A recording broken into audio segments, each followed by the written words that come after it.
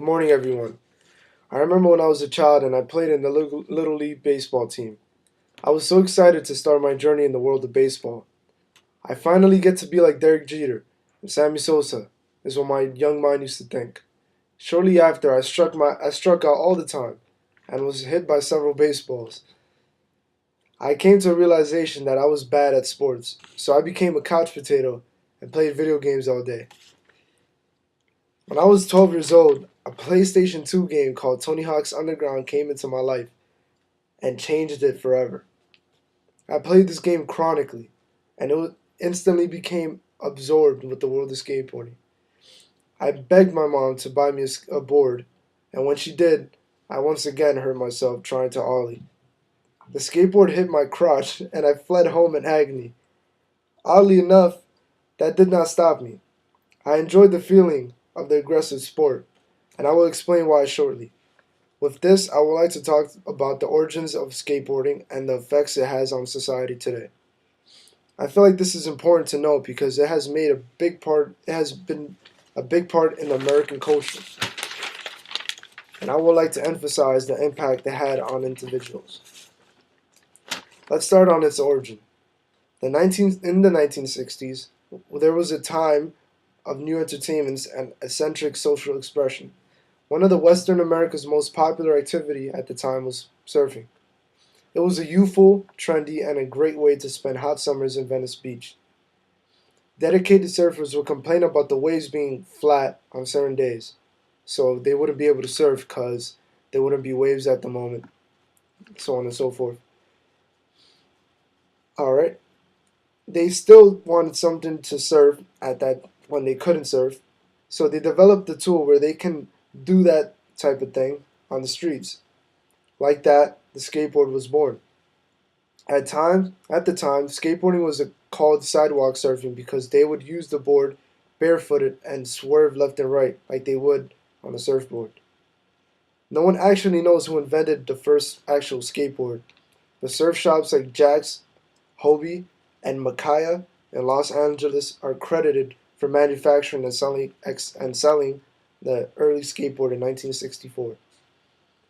As the decades passed, skaters around the world would figure out different ways for maneuvering a piece of wood on four wheels. Pretty amazing. This is categorized as two types of skateboarding: street skating and vert skating. When you do vert, short for vertical skateboarding, you use an obstacle to propel you into the air vertically, hence the name. Street skating, which I prefer, involves doing tricks on obstacles made for the public. This could be jumping off a set of stairs in your local hospital or grinding on picnic tables in your schoolyard. Professional skateboarders like Tony Hawk and Rodney Mullen were the pioneers to establish what skateboarding is done in the streets and skate parks. Unfortunately, skateboarders get a bad reputation. We are often considered disobedient, reckless, and careless. It disappoints me when when a police officer stops me and treats me like I was a felon committing a terrible crime. I would like to clear this thing up. Skateboarders are mindful and creative people. We are fearless and we are adventurous by heart, and I will explain this as well. Like my little league training, organized sports like baseball, football, and soccer teach you a set of rules and regulations that you must follow. If you break one of these rules, penalties and disqualifications are underway. This limits the player to be on the field and enjoy the game unless he follows the given rules. With this, skateboarding is limitless. There is no referee watching your every move. You do not have to rely on teammates to land the trick. All there is the board under your feet and your creativity. Society sometimes looks at skateboarders thinking that it is easy to do and should not be considered a sport. I can't tell you how many times I was skateboarding in my neighborhood and people would tell me to do a kickflip thinking it would be easy. I hand them the board and they would fall.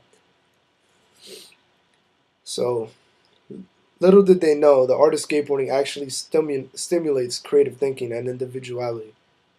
On Roddy Mullen's TED Talk, if you see that on YouTube, he describes how skateboarding has changed the way to create because of the infinite possibilities and combinations of tricks using the environment around you.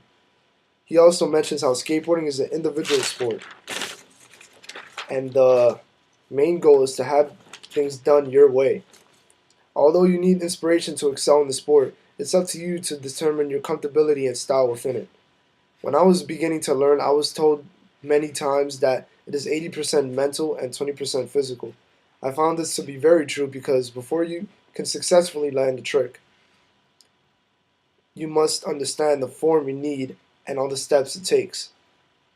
Also, you might have to learn how to be comfortable with your own board, so you can't just hop on the board and try to do it right away. The process to figure out how skateboarding is rigorous, but in the end result has you cruising down the streets with ease and serenity. This displays the determination skateboarders have. We tear our flesh from falling on cement just to land the desired trick to feel a sense of accomplishment in ourselves. We live off fulfillment, just like a pro baseball player would. And just because we don't consolidate ourselves into fields like a baseball field or football field and follow orders like the rules and regulations we would have on a normal sport, that doesn't mean that we should be considered thugs. All in all, I firmly believe that skateboarding is a sport of many opportunities. I highly suggest you should try your hand at it one day. It is one of the most exhilarating things you could do, and you would meet a lot of fellow skateboarders that would help you around the way. Just remember to wear protective gear because if not, it will definitely get nasty. Thank you for listening.